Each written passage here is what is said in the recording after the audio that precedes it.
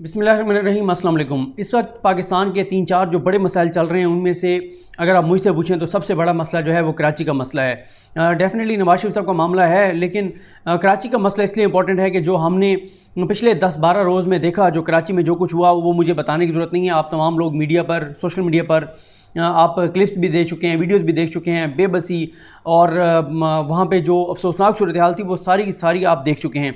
अब कराची के हवाले से जो बड़ी डेवलपमेंट्स होने जा रही हैं उनमें से 2 डेवलपमेंट्स के बारे में मैं आपको बताऊंगा। एक तो डेवलपमेंट ज़ाहिर है यही है कि army chief general Qamar Javed Bajwa साहब कराची में मौजूद हैं और कराची में उन्होंने जो ताजरों से मुलाकात की है उसकी बहुत सी बातें मीडिया पर नहीं आ सकी।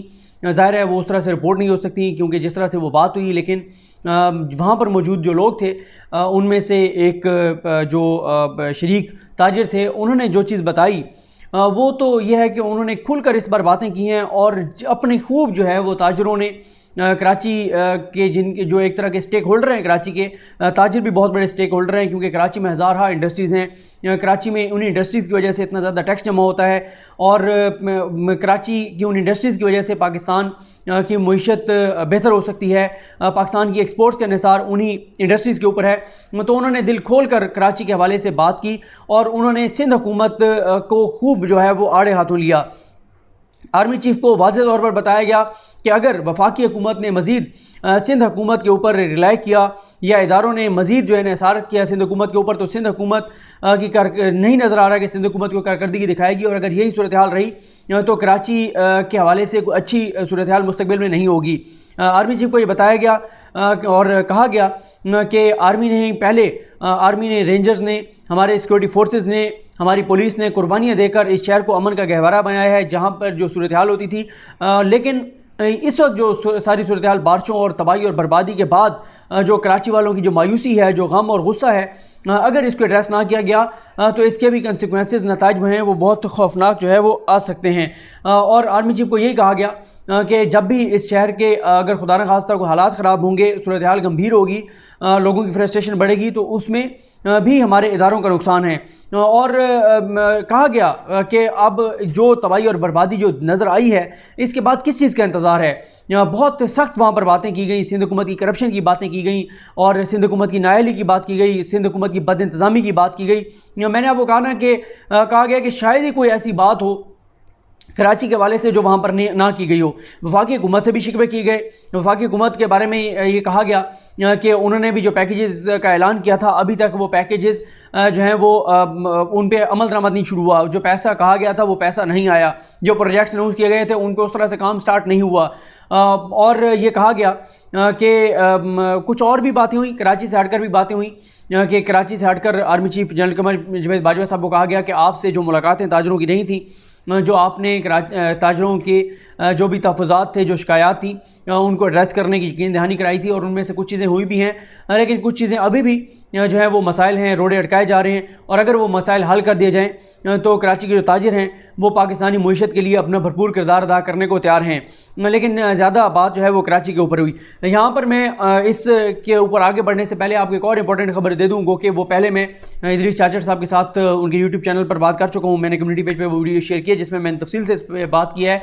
वो ये है कि इमरान खान साहब, वफाकी हुकूमत ने बहुत बड़ा फ़ैसला कर लिया है और ये मैं आपको बहुत ही रिलायबल सोर्स के बुनियाद पर कह रहा हूँ। और जब ये बात अगर इस तरह की होगी और हमें उन्होंने इजाज़त दी तो हम बिल्कुल खुलकर करेंगे, क्योंकि 2 और भी गवाह हैं, प्रोमिनेंट गवाह हैं इस चीज़ के कि वफाकी हुकूमत ने फ़ैसला कर लिया है कि अगर इस बार सिंध हुकूमत ने ताउन ना किया, इस बार सिंध हुकूमत ने कोऑपरेट ना किया कराची की बेहतरी के लिए, वफाक जो अपना किरदार अदा कर रहा है उसमें सिंध हुकूमत ने रोड़े अटकाए, जो कि लग रहा है वफाकों के रोड़े अटकाएंगे।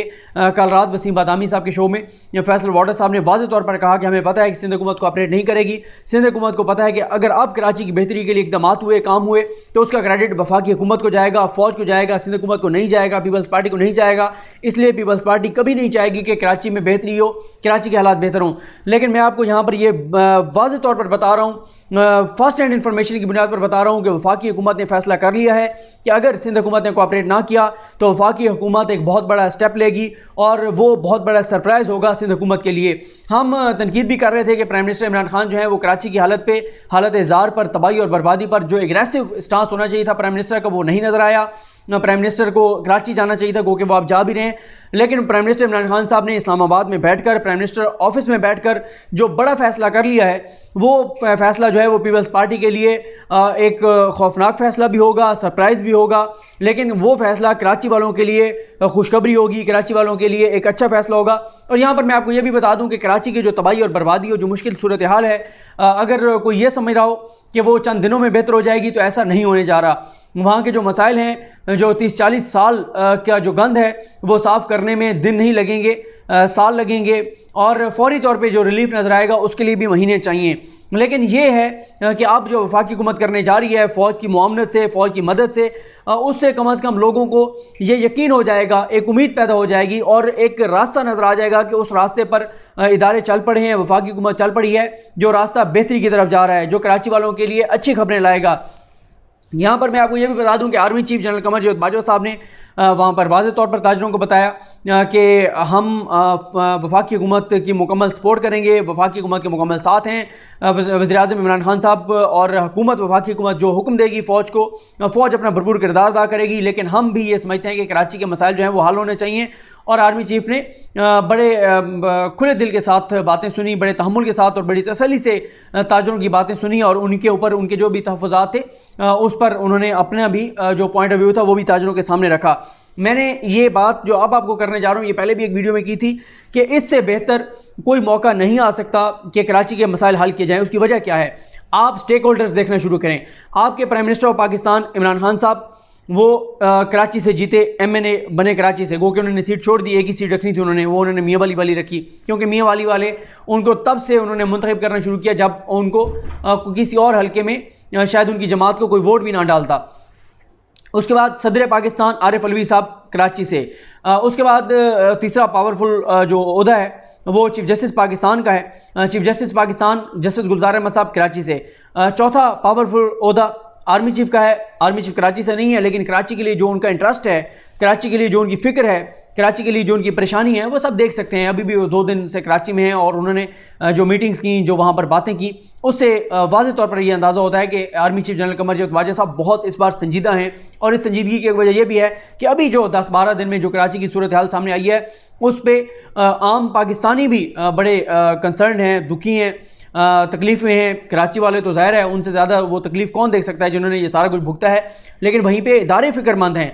क्योंकि एक बात ज़हन में रखें कि फ़ौज इसलिए फ़िक्रमंद है, जब भी किसी इदारे में मायूसी लोगों में फैलती है तो उसका हमारा दुश्मन मुल्क भरपूर फ़ायदा उठाता है। बलूचिस्तान में महरूमी थी, हमारे दुश्मन मुल्क भारत ने उसका मौका फ़ायदा उठाया, इन्वेस्टमेंट की, और लोगों का ये देखो ना तुम्हें पाकिस्तान ने क्या दिया है, तुम अलग हो जाओ तो ये हो जाएगा वो हो जाएगा। वज़ीरिस्तान में हमारे ये इन इलाकों में महरूमी थी, दुश्मन ने उसका फ़ायदा उठाया। जिस भी इलाके में महरूमी होती है, तबाही होती है, बर्बादी होती है, वहाँ हमारा दुश्मन मुल्क फ़ायदा उठाता है। वहाँ के लोगों में मायूसी फैलाने के हवाले से, पाकिस्तान के हवाले से जो है उनमें मायूसी फैलाने के हवाले से, तो इस और वहाँ पे फिर अगर कोई इस तरह की एक्टिविटीज़ होती हैं तो वहाँ पे हमारी फ़ौज को लड़ना पड़ता है, उनको कुर्बानियाँ देनी पड़ती हैं, उनके लिए सबसे बड़ा मसला होता है। उसके बाद आगे चलते हैं। वज़ीर कानून फ़रोग़ नसीम साहब कराची से, अटारनी जनरल पाकिस्तान खालिद जावेद खान साहब कराची से। तो इस वक्त बहुत से स्टेक होल्डर्स हमारे जो हैं वो कराची से हैं, और सबसे बड़ी बात, वफाकी हुकूमत के 14 MNAs कराची से, उनके इत्तेहादी MKM कराची से, 21-22 MPs तहरीक इंसाफ के कराची से। तो इस वक्त तहरीक इंसाफ किसी तौर पर भी कराची को इग्नोर नहीं कर सकती। और अब जो कराची में शायद ये इतना बड़ा ये मसला इस वक्त नंबर 1 प्रायोरिटी ना बनती वफाकी हुकूमत की, अगर ये बारिशें जो पिछले दिनों में आई हैं वो ना आती और इतनी तबाही और बर्बादी ना होती, अल्लाह ताला माफ़ करे। लेकिन मेरा ये ख्याल है कि जो कराची वालों ने मुश्किल देखी है, इसका जो है वो अब रिज़ल्ट पॉजिटिव आने वाला है। जिस तरह से कंसर्न हैं तमाम स्टेक होल्डर्स, तमाम इदारे। और मैं आपको ये भी बता दूं कि वफाकी हुकूमत जो स्टेप लेने जा रही है, अगर सिंध हुकूमत ने तामुन ना किया तो आप देखेंगे कि उसमें सुप्रीम कोर्ट जो है, मुझे यकीन है कि सुप्रीम कोर्ट उसमें वफाकी हुकूमत के साथ जाएगी अगर वो मामला सुप्रीम कोर्ट में आया। उसकी वजह यह है कि चीफ जस्टिस पाकिस्तान बहुत बार रिमार्क्स दे चुके हैं सिंध हुकूमत की करप्शन पर, लूटमार पर, बद इंतज़ामी पर, नाअहली पर। और उनको अगर ये लगा कि वफाकी हुकूमत जो है फ़ौज के साथ मिलकर अपना किरदार अदा करना चाह रही है और सिंध हुकूमत उसमें कोई आइनी या कानूनी अपनी तरफ से कोई नुक्ता लाकर और उसमें रुकावट बनना चाह रही है, तो मेरा ख्याल है कि सुप्रीम कोर्ट जो वफाक स्टेप उठाने जा रहा है उसकी ऐसे तशरीह करेगी सुप्रीम कोर्ट के सिंध हुकूमत उसमें किसी तरह से भी रुकावट नहीं बन सकेगी, ना कोई रखना डाल सकेगी। अब ये वाज़ेह हो चुका है कि कराची, ये तो पहले ही वाज़ेह है खैर कि कराची चलता है तो पाकिस्तान चलता है। कराची सबसे ज़्यादा पाकिस्तानी मईशत में पाकिस्तान कंट्रीब्यूट करता है। कराची पाकिस्तान का फेस है, पाकिस्तान का चेहरा है, और ये पाकिस्तान का चेहरा जो है वो रोशन होना चाहिए, रोशनी का शहर है। लेकिन उसके साथ जो सिंध हुकूमत ने किया है, जो पीपल्स पार्टी ने पिछले 12 वर्षों में किया है, इसको ठीक करते करते बहुत साल लगेंगे। लेकिन हमेशा से ये होता है कि कम से कम कोई स्टेप तो हो ना, नज़र आए कि हाँ आपने एक काम शुरू कर दिया है, आप उस रास्ते पर चल पड़े हैं जो रास्ता बेहतरी की तरफ जा रहा है। तो लोगों में लोग सुख का सांस लेते हैं, सुकून का सांस लेते हैं, लोगों को तसल्ली होती है, लोगों को खुशी होती है कि चलो हमारे हुकूमतें, हमारे इदारे जो हैं वो हमारे बारे में सोच रहे हैं। ये बात भी जहन में रखें कि हमारी भी एज ए पाकिस्तानी ख्वाहिश ये है, दुआ भी है कि पीपल्स पार्टी जो है इसमें अपना पॉजिटिव किरदार अदा करे, सिंध हुकूमत पॉजिटिव किरदार अदा करे, सिंध हुकूमत भी जो है वो तामुन करे इस हवाले से वफाकी हुकूमत के साथ, फ़ौज के साथ, इदारों के साथ। ये ना देखें कि उनकी सियासत को कितना नुकसान होगा, ये देखें कि कराची वालों को कितना फ़ायदा होगा। और कराची पाकिस्तान का सबसे बड़ा शहर है और कराची के लोग खुशहाल होंगे, पाकिस्तान खुशहाल होगा। किसी भी पाकिस्तान के शहर में अगर कोई पाकिस्तानी दुख और तकलीफ़ में होता है तो ज़ाहिर है सब पाकिस्तानियों को दुख और तकलीफ़ होनी चाहिए, हमें तो होती है। और अगर कराची खुशहाल होगा, कराची आगे जाएगा, पाकिस्तान आगे जाएगा, तो हमें इसकी खुशी होगी। अल्लाह ताला से दुआ है कि अल्लाह ताला हमारी सियासी जमातों को हिदायत दे और वो अपनी सियासत की बजाय लोगों की जो सुख है, सुकून है, लोगों की परेशानियाँ हैं, उनको हल करने को अपनी तरजीह बनाएँ। अगर ये होगा तो पाकिस्तान को फ़ायदा होगा। अल्लाह ताला पाकिस्तान को तरक्की अता फ़रमाए, अल्लाह ताला कराची के मसाइल हल फरमाए, पूरे पाकिस्तान के लोगों के मसाइल हल हों। मुझे अपनी दुआ में याद रखें। अल्लाह करीम हम सब का हामी नासरो। अल्लाह हाफ़िज़।